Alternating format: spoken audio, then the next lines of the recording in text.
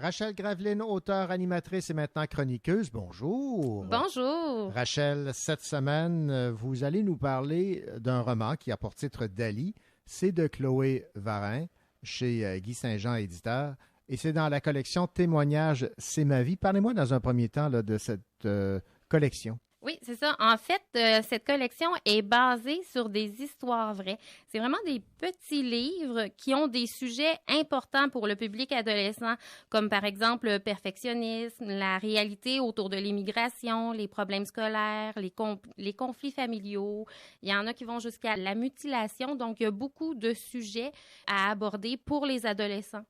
Et ce qui fait que les jeunes vont s'y intéresser, c'est qu'ils ont l'impression de lire quelque chose basé sur quelque chose de concret parce que ce sont des faits vécus. Exactement. Alors, Dali, de Chloé Varin chez Guy Saint-Jean.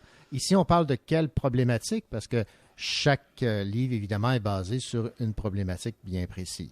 Bien, justement, j'ai pensé commencer par l'extrait pour vous faire découvrir la problématique, puis après ça, je vais pouvoir vous dire quelle est cette problématique dans le livre de Dali. D'accord.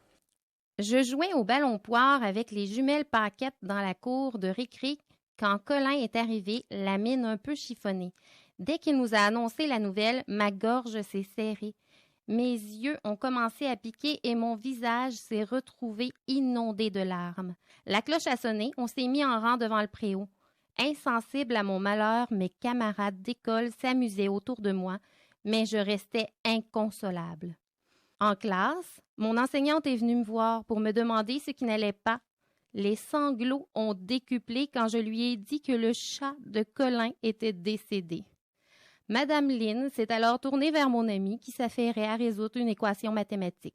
Un œil à demi fermé, la langue légèrement sortie, sur son visage une expression de concentration extrême, mais aucune trace de tristesse. J'ai senti toute l'incompréhension du monde dans le regard de mon enseignante qui semblait se demander pourquoi la disparition de ce chat m'affectait autant alors que son maître paraissait indifférent. C'est à ce moment précis que j'ai compris que j'étais plus sensible que la moyenne des gens. Alors, vous aurez compris ici que dans Dali, la problématique de la jeune fille, c'est l'hypersensibilité. Voilà. On est situé. Alors, parlez-moi un peu de la plume de Chloé, la façon dont elle a choisi d'aborder cette thématique.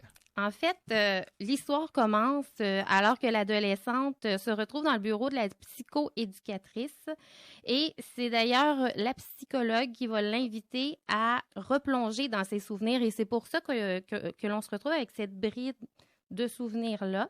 Et évidemment, la jeune fille va avoir un comportement tout à fait typique et c'est très bien recréé par l'auteur ici. Le comportement récalcitrant et un peu buté de la jeune fille. Elle est très introvertie et elle n'a vraiment pas envie de participer à la thérapie. Sauf que la psychologue l'invite à faire un scrapbook et elle lui dit que si elle le fait, potentiellement, elle n'aura plus à suivre cette thérapie-là. Alors, c'est la raison qui la pousse, dans le fond, à se prêter au jeu, si l'on peut dire. Et c'est à ce moment-là qu'on peut vraiment aller visiter tout le côté émotif du personnage. Et c'est vraiment très bien recréé. Même en tant qu'adulte, là, on va se reconnaître dans le côté très introverti d'un adolescent. Parfois, on accumule les informations, on accumule notre vécu émotif et dans le cas de Dali, ça la plonge un petit peu dans une déprime excessive, je dirais. Surtout que plusieurs événements vont survenir dans sa vie. Son petit côté introverti va s'aggraver, je dirais, en fait. C'est vraiment bien construit. Le drame intérieur du personnage est vraiment bien évoqué et bien recréé. On a une narration interne très intéressante et le livre n'est pas trop lourd non plus à lire. Des fois, quand on est dans des collections de ce type-là, on est un petit peu effrayé par la lourdeur du sujet, mais moi, j'ai trouvé que ça se tenait bien. Puis d'ailleurs, le sujet est quand même allégé par le côté très artistique de la jeune fille. On parle de peintre, on parle d'art. Alors, ce petit côté-là va venir alléger l'histoire et donner un petit côté plus positif. J'imagine que Dali est liée au fait qu'elle aime la peinture. Oui, tout à fait. Ses parents, en fait, c'est surtout sa mère qui aime les peintres. Au niveau des qualités littéraires, j'ai trouvé que Chloé Varin avait vraiment une écriture très fluide. Bon, j'ai trouvé que le début commençait un petit peu brusquement, mais sinon, ça découle bien. On suit l'histoire, ça va très bien, malgré qu'on a un personnage qui va nous parler beaucoup de ses souvenirs. C'est vraiment très fluide, là. Ça coule de soi.